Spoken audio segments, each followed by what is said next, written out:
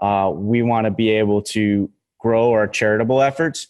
And so that's why we started the Fire Department Coffee Charitable Foundation. So now if we need to just put a check in somebody's hand because it's an injured firefighter and now they're on top of the mental stuff that their life has been changed. They're dealing with that kind of stuff.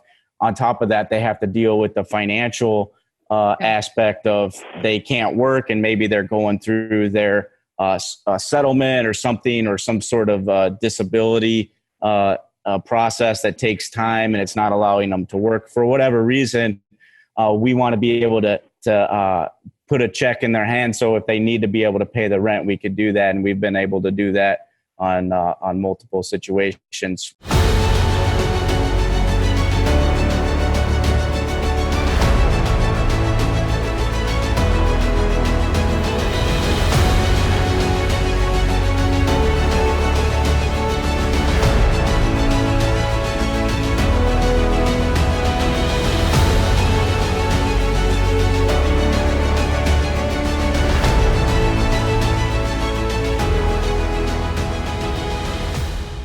Hey there, welcome back to another episode of American Snippets. I'm your co-host, Barb Allen.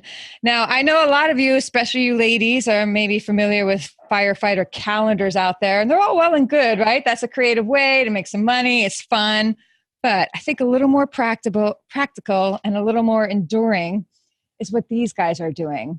Firefighter coffee, man. I mean, a calendar you can look at, but what does it really do for you, right? But you can snuggle right up to this big old mug of coffee. You can get as involved with it as you want. And it gives back at the same time to organizations that support firefighters. We are so excited here today to have found Fire Department Coffee and the firefighters behind it. We have Luke Schneider here and Jason Patton, the founder of Firefighter Coffee and the vice president of the company as well. Their story is unique and cool from the inception of this company to its mission, to the brands of coffee they do, the flavors of coffee do. And because they are givers by nature and they serve others by nature, they're not only going to make coffee, they're going to give back to other people and continue serving through it all. So there's really not much to not love about this story. So let's get into it. Hey guys, how are you today? Hey, how's it going? Excellent. Good. All right. I'm glad you brought up calendars. I'm glad you brought up firefighter calendars because I've never been in one, but I've seen a lot of them, and those are good-looking guys. You've never been in one? Well, maybe we'll make American Snippets count. I've never been in a calendar either, but yeah. I mean, it's good, but I think they're kind of like the bake sales of the past. Like they're good, but maybe they've had their day. I think we're moving into more evolved stuff, or maybe not. I don't know. Maybe not. At this point in my life, I'll take the coffee over the calendar.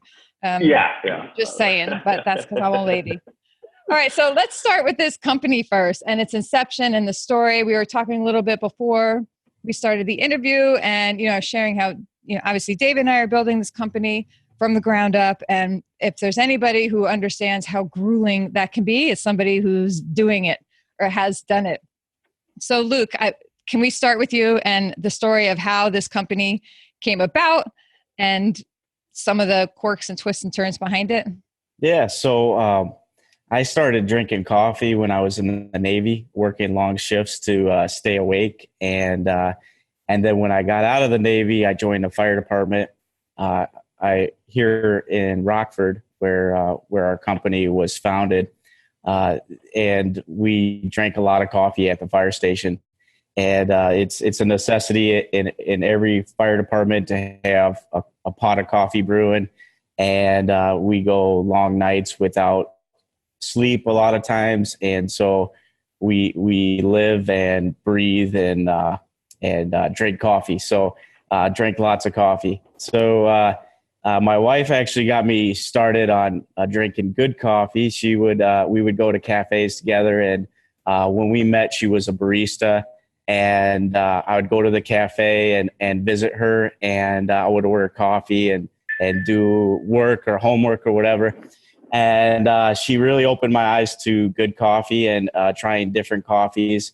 When we got married, it even escalated even more because she would say, "Hey, we're out of coffee. Can you go get some coffee?" And I'd go to the grocery store, and I'd get the cheapest can or bag of coffee that I could find, and That's I'd come home. right there. Yeah. Yeah. And she'd tell me, she said, "What is this? We're not drinking this. Go return it. Get this swill out of here." Yeah. But as she really opened my eyes, I really found a love for coffee and making it. And we started roasting coffee together. We didn't have a business plan or anything like that. We just started roasting because we were passionate about making coffee, and then we wanted to share that craft and that love for coffee with other people in our family. So we would do coffee tastings and have people come over and try our coffee. Well, I wanted to do a fire department blend because I'm a firefighter, and we wanted to do something to give back to charity. And out of everything we did, everybody wanted the fire department blend, and we kept selling out of it. And so from there, started putting together a plan, and I kind of had this vision that I wanted to supply fire departments all over the U.S. with better coffee. And that's where it started, was wanting to supply better coffee to fire departments, and also be able to create a great coffee that not only firefighters could enjoy, but everybody can enjoy. And at the same time, we could give back to different charities. And so about 3 years ago, launched Fire Department Coffee. Early on during that, like I'd say I think the first year, I saw a video that Jason did, and Jason had made a post, and he could tell this story probably better than me, but we hit it off, and he did a video for us, and he was doing these funny videos, and together we just really hit it off, both of us being firefighters.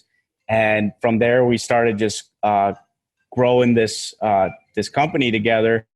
And since then, it's now 3 years. We've moved out of our facility because we were just sorry. Someone's calling here. Sorry for if you can hear it. I don't know if you can hear that. I wasn't going to mention it. I was just going to let it go, but that's okay. I forgot to check the other phones, and so I wasn't going to point it out. I was just going to quietly. All right, go ahead. Yeah. So we since then we were in a small.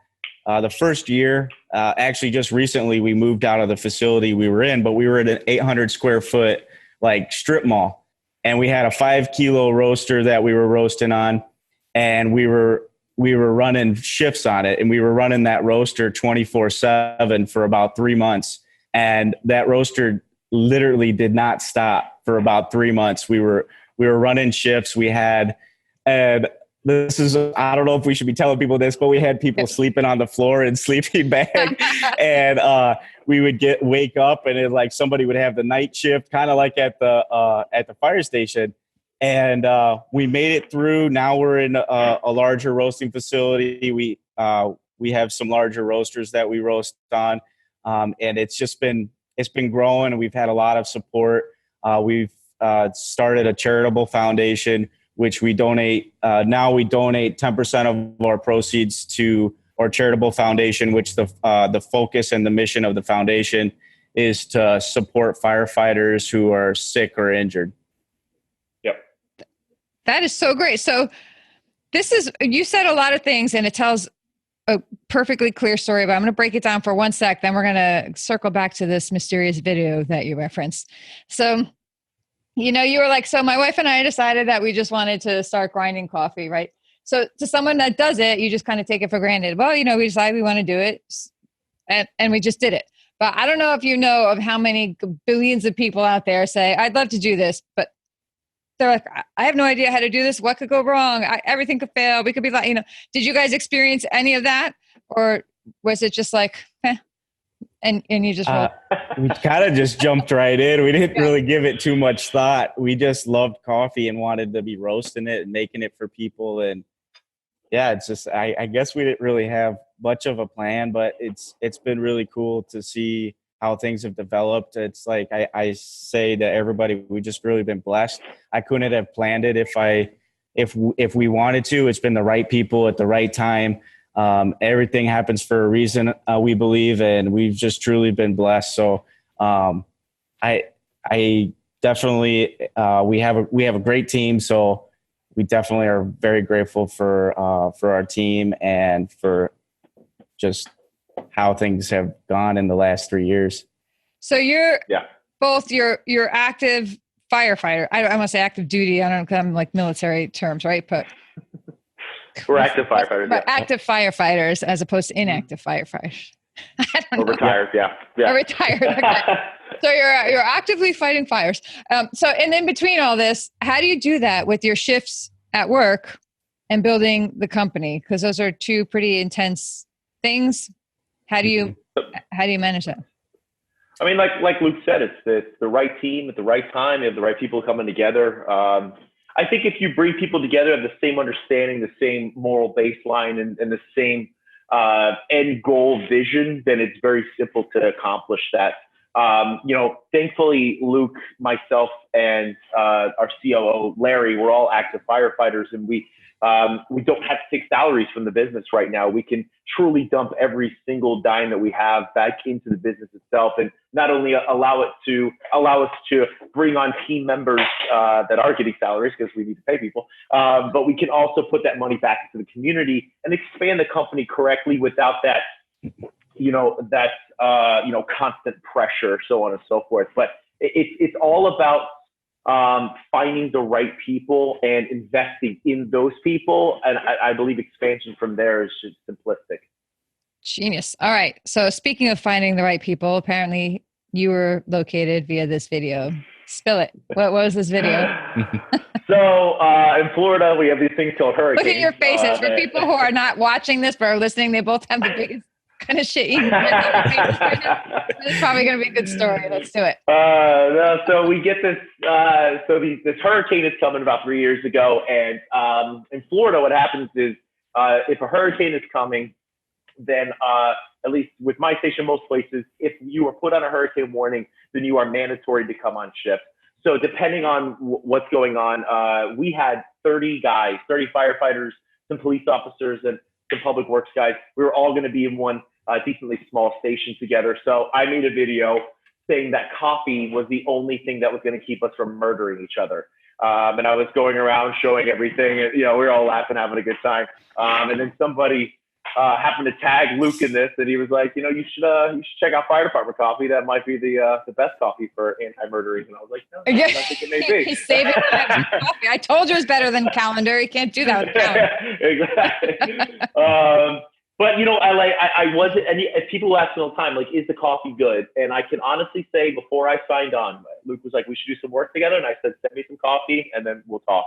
And he sent me the coffee, and he's right. Coffee is what brings people together. It has been a staple for as long as coffee has been around, and especially when it comes to firefighters, it is the way we start our shift, and it is normally the way we end our shift.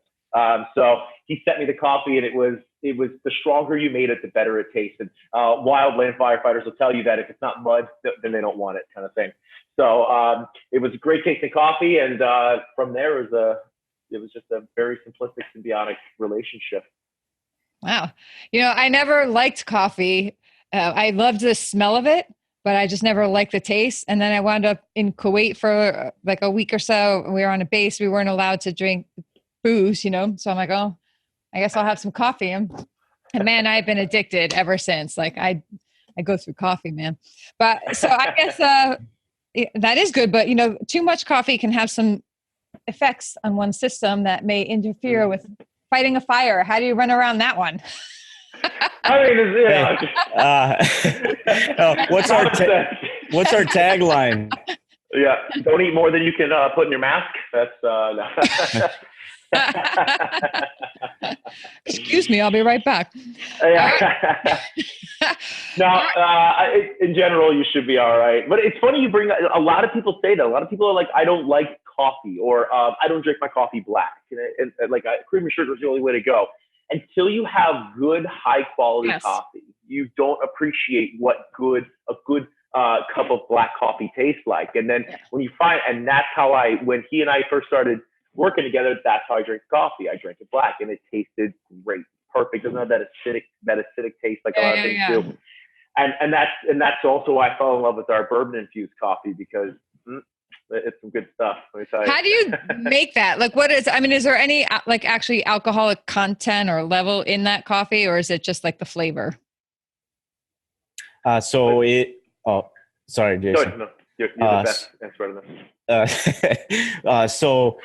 We started out by using barrels, and we would put the coffee, the raw green coffee, in the barrels, and then let it sit in the barrels, or people call it conditioning, barrel conditioned coffee or barrel aged. Well, we found that you get a lot of off flavors from the barrel, and there's a lot of different inconsistencies with the barrels. You have different moisture levels and different char levels.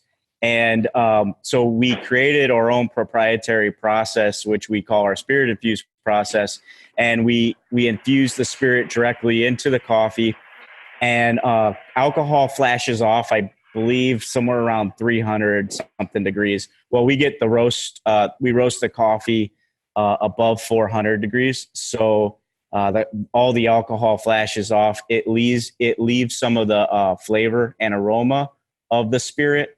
And it really highlights that pure flavor of the quality spirit that we use, but it's not too overwhelming or overpowering to where it's like just too strong and you don't taste the coffee.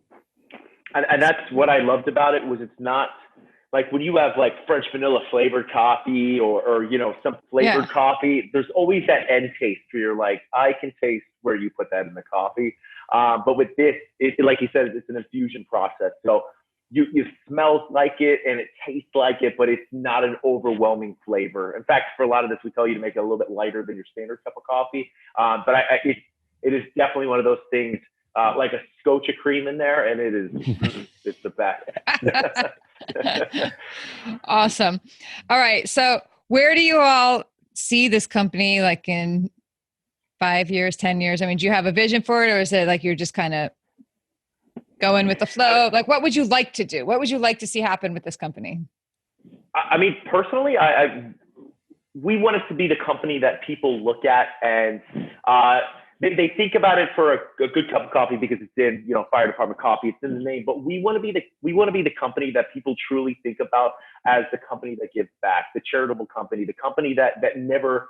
Because the number one thing we always say in the fire service is when somebody makes it to the administrative level, they change their personality, we say, you forgot where you came from. And we never want to be that company. We want to be the company that, when we're a multi-million-dollar company, that we still remember the day that we were sleeping on the floor in our roastery and, roasting 24/7. I think that's where we'd like to be. I think you can have like a company annual party then where everybody just sleeps on the floor so that you go back to your roots and remind yourself. Right? You know what? I think you just thought of our annual party. I know. I'm full of good ideas. I think that'd be fun. All right. So talk about the organizations that you support and give back and the impact of the stuff you donate.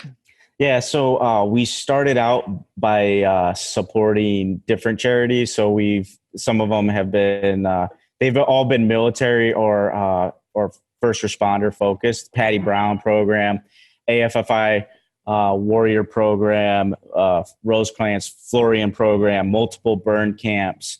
There's a lot of different organizations. Yeah.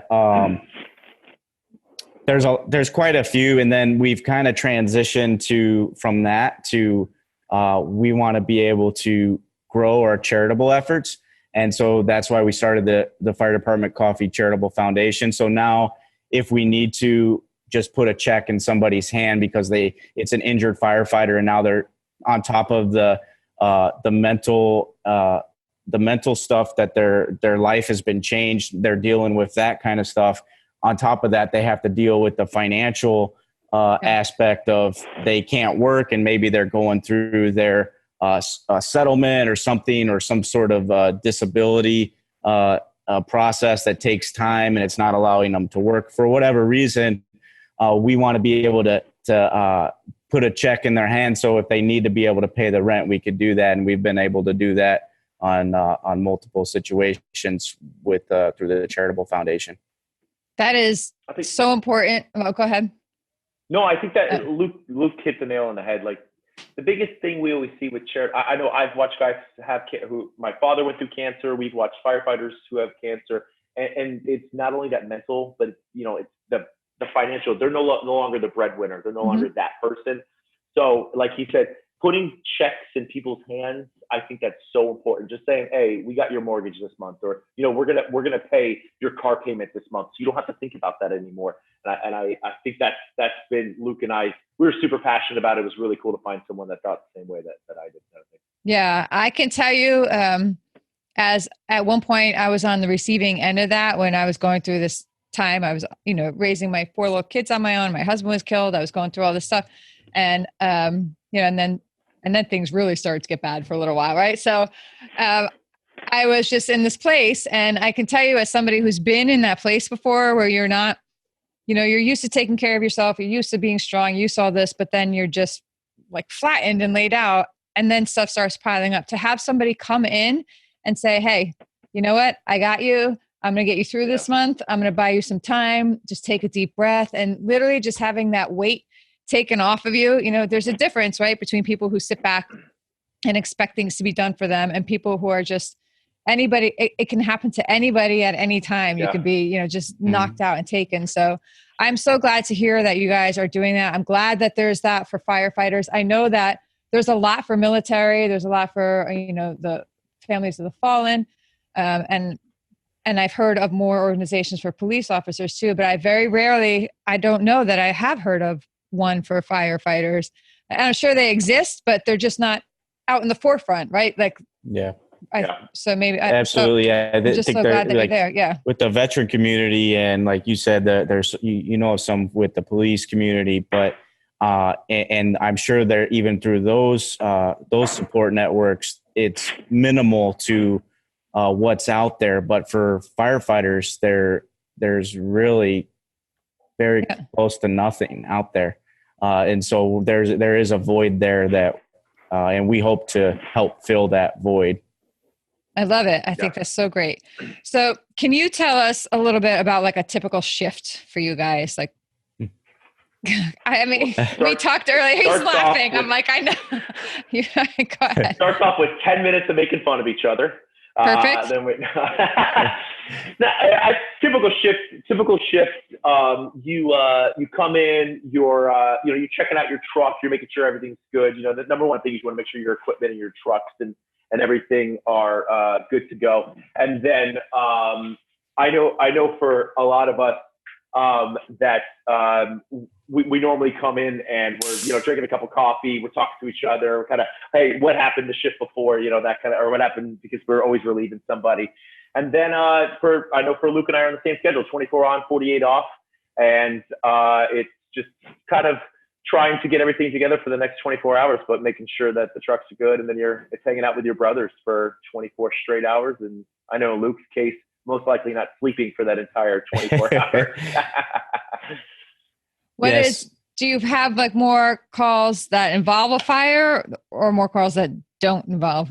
Well, we're both firefighter paramedics. And I know Jason, he's actually a field EMS officer. So he helps precept or train other paramedics on the job. I believe, I don't know, I don't work for Jason's department, but each department is a little different the way it's set up. Way that at my department, we do half of our shift. If you're assigned to an ambulance company, you do half your shift on an ambulance. So 12 hours on an ambulance, and then 12 hours on an engine or a ladder. And usually when you're on the ambulance, you don't get much sleep, or on the ladder, depending on where you're at. We average a structure fire where I'm at every 32 hours. And we have everything from shootings to stabbings to a lot of heroin overdoses to everything from your medical to severe major trauma calls. So, man, that's never a dull day at work. No, most, like you said, most departments now are melded with their EMS and fire. It's kind of a necessity because most larger departments don't see enough structure fires, so on and so forth, and the EMS side. It's always exciting. I was a mechanic before I did this, and this is, it's an exciting job. You're always able to get back. It's the same thing that we try to reciprocate with or duplicate with our company. So can you each tell me about one of the most memorable calls that you've gone out on? Luke, I know mine. Well, we'll keep it kind of we'll keep it just fun. give it. We'll keep it fun. Okay. All right. We'll keep it fun. Actually, why don't you go first? Bring Jason? it. Yeah. You know yours. Let me think about mine. So actually, like the craziest call I'd ever been on was we get called for an apartment fire, and as we're going there, we'll normally get a little more details, heads up on what's happening. So we're headed there, and they come over. The dispatch and says there's 3 children trapped inside of the apartment. Apartment's fully engulfed. We pull up. The flames are shooting like 8 to 10 feet out the windows, and we were like, "Holy crap! If there are children in there, there's no way that they're alive." So we stretch the lines. We go in, super hot fire. We knock the fire down, and turns out there's supposedly only 1 kid in there. We start searching. We're looking, and we find a 1-month-old baby. The door had, those little half moon shaped pillows you put your kids in when they're really small to kind of prop them up. He was inside of there with a door on top of him. He was alive. So we saved the kid's life. We got him out. We bring him inside or bring him outside, and he's alive, no issues. So it's absolute insanity from start to finish. I'd say so. Jeez. No, but that's a good day. That has to be one of those days that carries you through some of the tougher days. Yeah. Knowing Absolutely. that it matters. Like what you do matters. All right, Luke, you're up. All right. Since Jason went with a fire call, I'll go with a medical call. I was called one time to a mouse bite, and we got on scene, and there was a big mouse that was like a stuffed animal. And one of the guys on the crew said, "Was that the mouse that bit you?" And the guy had like a drop of blood on his finger, and I was like, "This is the weirdest thing." You see some weird stuff, and you don't realize what's really out. I mean, I guess I was really, before I got on the fire department, I was really naive to some of the stuff that's out there.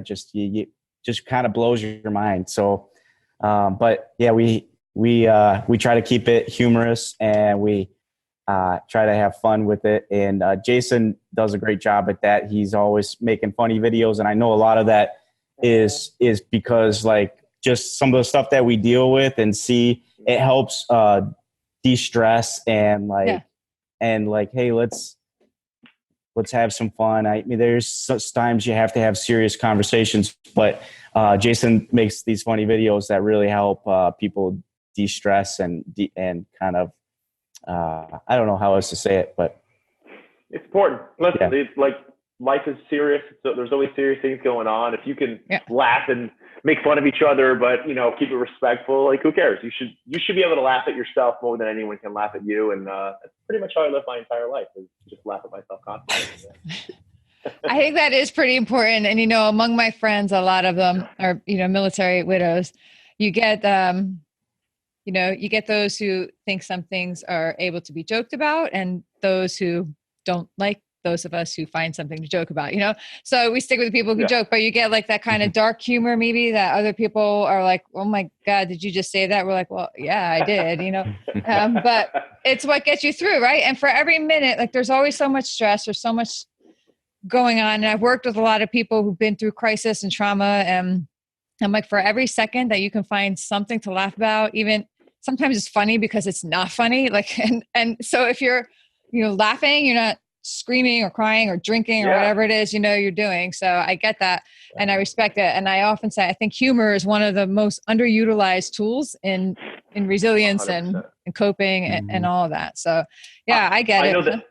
I know Luke and I have received, 100 messages at least from people just saying like, "Dude, thank you," because people relate to it. Like if there's veteran humor, you're going to relate to that because you're a veteran. If there's firefighter humor, EMS humor, people relate to it. It's so much easier to laugh about. And sometimes just laughing about something can help open up the conversation enough that you can delve into some serious stuff. But Man, 100%. Laugh, have a good time. Life is short, enjoy it. Yeah. Yep. So what is something, maybe, let's see, what is a firefighter myth that you guys would like to dispel? Firefighter, that we all have six packs. That is not true. I don't think anyone believes that. They want to. They want to believe it. I don't know. What's a good firefighter myth, Luke? What do you think? I'm thinking, not every fire station has a fire pole. That's number one. Not every station has a fire dog. Yeah, Dalmatians. The history on that is they're good. Dalmatians are good with horses, so the fire pumps used to be horse carriage driven, and so they would keep the horses calm at fires. But it's kind of carried, and I think a lot of people think that, oh, where's the Dalmatian, or what else? I don't know. That's I don't know if people think that. No, people ask about the poles all the time. They're like, you slide down poles? I'm like, no, because I'm in Florida and I would slide into the water. And I would be into that. That's excellent. I had a Dalmatian once for a little while, and he was a sweet dog, but he was like dumb, man. And he would swallow rocks to the point that we had to have emergency surgery on him or he would have died. There was a rock and just ate it. And so we had surgery, maxed out a credit card, got him home, and he's eating more rocks. I'm like, but but yeah. So man. I don't know. So that always baffled me. I'm like, I thought they have to be smart to be around such intense situations, but. I actually think a lot of people think that firefighters are super well paid, and that's actually not true. 70 to 80% of all firefighters are volunteers. Most firefighters. Yeah, most firefighters work at 9 to 5, and I travel a lot because the businesses, and it's really interesting meeting people. One guy, he's like, his wife, she was holding a brand new baby, and the kid must have been 2 months old, and she's like, 2 or 3 times already. He works as a construction worker from 8 to 5, and then 3 o'clock in the morning, he's waking up, grabbing his gear, and going to fight a fire. So wow. Most firefighters, that's what their life is working their 9 to 5, and then 1 o'clock they're driving to that fire and putting it out. What drives somebody to do that, to give back? That's huge. That's just enormous, and probably taken for granted by most of us who don't understand that. Most of us go to work, we come home, we're like, oh, I'm tired, give me a beer, give me some wine, give me my TV. That's it. I'm out, and to say I'm going to get up at 3 o'clock in the morning and go fight a fire, what motivates somebody to do that? I think it's an innate thing that you're born with. I think certain people are just born with that in their souls. It's not you, like veterans, it's something that you have a want to, why would you want to sign up and leave for 4 years from your family and friends and all that stuff? It's because that's what you feel like you should do. It's something you're born with. Police officers, nurses. People always look at firefighters, police officers. Nurses are on their feet for 14 hours and don't eat or poop for all 14 hours of that. Maybe you should give them more coffee. That would help. No, but I think. If it came down to it tomorrow, if there was a house fire, I've always said, if there was a house fire and I knew going into that fire I was going to save someone's life, but I probably wasn't going to make it out, I would do it, because it's something that you are. It's something that you want to be. So it just happens naturally. And do you guys have families? Right. So how do they feel if they hear you say something like that? Luke's wife killed him. That's what she does. I'm thinking, I'm just curious, that's a hard thing for the family members to deal with. I'm friends. I don't know, Taya Kyle, she's the widow of the American sniper. That's how people know her. Right. But she she puts a lot of herself into helping heal and restore marriages in military, law enforcement, and first responder families because of things like you just said, right? It's very hard to be the spouse on the other end of that, knowing that any day could be the day, and just the concern and the crazy schedules and all that. How do you guys work with families to kind of get through all that? Yeah, that's something that we we haven't really done a lot of. So definitely it is full circle. Like it's if your family life isn't good, Yeah. like it's not going to be good at your work life is not going to be good. So or your business life isn't going to be good. Like it's so important to have a healthy and like for things to be good at home. And if you're struggling, I mean, I know a lot of firefighters and have struggled with things in their marriage. It's a hard thing for a lot of spouses to deal with, that they're just like, I'm sure with the with military being gone for deployments and sometimes over 6 months, it's a very hard thing for the other half to do. And there I don't know what, I mean, there really is another void there. Is like who's supporting the wives or the husbands who are Yeah. at home and dealing with other stuff at home, and now you have this sleep deprived husband or wife who's coming home and they've been like overstimulated because they've been hyped up and adrenaline pumping, and now they don't want to hear noise or be bothered, because it's just like they're on edge and they haven't even slept, or they've been woken up from their REM 3 times throughout the night. It's like all these things that now they're having to deal with. Now they have to deal with their spouse who's coming home and dealing with their own things. So having a healthy home life is super important. And that's a good question that you asked, is what are we doing? And we haven't done a lot for nothing I can think of at the top of my head. I mean, our focus, and I know there's only so much we can do, because our focus of our mission is to help injured and ill firefighters. But it's definitely something that we should think about, is how can we help the spouse at home who. Well, I think Luke actually does it. I mean, you actually do. He doesn't. He's not talking about himself, but Luke. One thing that Luke has done that I've been very proud of him for was, he tells me, because he and I could talk 100 times a day, like all day, all night, 'cause we're constantly like processing stuff. But Luke tells me, he's like, "Hey man, here's the deal.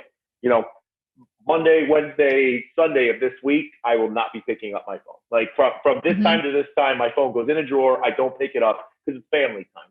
And that's something that he's done on his own, because it is important. You got to have family time. You need to be able to separate from everything that's going on. But thinking about the spouses is 100%. I've had multiple conversations with lots of people about that. A lot of people, at least on our side, they tend to get home and be like, "My wife is bothering me. She wants to talk about this," or "My husband was bothering me." It's like, dude, they miss you. They want to talk to you. They want to learn about what your day was like. Like sometimes just giving them a 10-minute conversation. It's a stressful day. But we also don't think, Luke has 3 kids at home. Like taking care of 3 kids is a lot of work, man. Yes, it is. I have an amazing wife. Exactly. I can't take credit for that. I mean, my wife homeschools, and she. Oh my gosh. She. If I didn't have a strong wife, I definitely would. I would not be able to do any of this. So. I'm very blessed to have an amazing wife, and found, we feel, hopefully she feels the same. Well, I'm talking to her right after this. No, I'm just kidding. So, but I remember, right, when I had 4 little kids, right? And we had 4 kids in 5 years. And so I remember my husband wasn't a firefighter. He was a teacher, but he was in the National Guard after 9/11. So he was deploying a lot and going away. And I just remember 4 little kids, like on my own. They were under 5. So I was either pregnant or recovering from pregnant or whatever. And when he would walk in the door, I'd be like, I didn't give a crap about his day. All I saw was, you got to eat lunch. I don't see stains on you. And it's very hard to kind of put yourself in the other person's shoes and kind of take that deep breath and look into it. I'm going to link you guys with Taya. Her organization is the Chris Kyle Frog Foundation. And she is located out in Texas, but she does work, all over. And they're specifically focused on creating events and date nights and things like that for couples of law enforcement, first responders, and military. That's so awesome. I think that could be a cool connection, if nothing else, give you ideas or start some conversations. Yeah. But something, we'll see whatever can come of it. But I That's adore awesome. her. She's great. And she throws herself into that work because she just believes it, And good for you, by the way. 4 kids. Wow. It seemed like a really good idea, like at one point, right? I was dating a girl one time, and I was like, "How many kids do you want?" She's like, 4 kids. I was like, "So you don't want money or free time?" No, you just want. So when I met Dave, my kids were little. My husband died. They were 6, 5, 3, and 1, and I met Dave probably 10 years after that. But still, that was a lot of boys to walk in the door to. And I remember he walked in the door the first time, saw the 4 kids, and he was like, "Well," I'm like, "Well, that's too bad. Like, he seemed like a really good guy, but I'm probably never going to see him again." But I get it, and it's hard. And I think it's important people to understand too, that your families take a toll and your families carry the burden. But, and if we didn't have you guys, we'd be screwed, right? Like, we need you. So I think it's important for all of us to kind of stop and think and do what we can to support you guys, in your communities and stuff, because that's how it just all goes around. So thank you for sharing that with me. I know it sort of like was a little bit of buzzkill. You're like, haha, oh, marriage, but it's like, it's important to talk about. Marriage, the buzzkill. It was a buzzkill, right? It was like, we're all having a good time. I'm like, tell me how hard it is on your marriage. Like, oh yeah. But it is important. And I do know some family members, police officers and first responder, and I see the toll it takes on them. So I think that's a conversation that would be helpful for more of us to have and to get out there. So I'm glad to see you guys doing that. I'll be happy to link you guys up. All right. So if people want to get some of your bodacious coffee here, where can they get that? It's in grocery stores. We got to go online. Right now it's all. Yep. Go ahead, Jason. Sorry. No, Luke, you're the big guy. No. Go ahead. No, you guys are so cute. Are you like, you hang up? No, you hang up. Oh, yeah. I just we're more best friends than we're talking about. Yeah, I just found out recently that I'm Jason's best friend. So yeah, it's cute. He told me, he's like, never mind. Go ahead, Jason. No, you can go to firedeptcoffee.com. We're also on Facebook. You can find us on Instagram, and head on over there. We're 100% e-commerce right now. And then we're also up in Rockford. You every Saturday you're at a nice little place, correct? Yeah, where? No, we did do the city market this year because we were busy with the expansion. So we online firedeptcoffee.com, or just Google us, Fire Department Coffee, and we'll pop up. So what is the next step, like, to get you all into some kind of major grocery store or chain or whatever it is? Or do you even want to pursue that? Yeah, we want to keep building this, and so we're, any support that we can get, we always are grateful for that and appreciate it. And we're just focused and determined on working hard and keep doing what we're doing and building our team and just keep driving forward. So, I mean, we're just super excited for the years to come and feel really blessed and grateful for how things have gone so far, and just look forward to keep building it. Yep. All right. Excellent. You guys, thank you so much. This was pretty fun to do this. Thanks. I'm normally dragging it this time of day because I'm up so early, but thank you for keeping it fun. Thank you for your support. Thanks for your time and for having us. No, this will be great. We're definitely going to stay in the loop with you guys. We got a lot of stuff going on. We're going to do what we can to keep you prevalent in our community as well. So, and that's what I'm going to say. I'm going to offer out to anyone listening. If you like this interview and you leave a review on it, take a screenshot of your review, send it to me, and then pick out your flavor of coffee. And I'm going to buy you a bag of coffee and send it to you. You just got to leave a review. The first 10 people that do that, I will let them pick out a bag of coffee and I'll buy it from them and send it to them as a way of thank you. So that's a win-win for everybody. Well, thank you. We appreciate your support. Thank you so much. We're truly grateful. Yeah. Thank you guys, and stay safe out there, and watch those biting mice. And and really, and thank you for all you do and taking the time to sit down with us tonight. Oh, thank Thank you. you so much.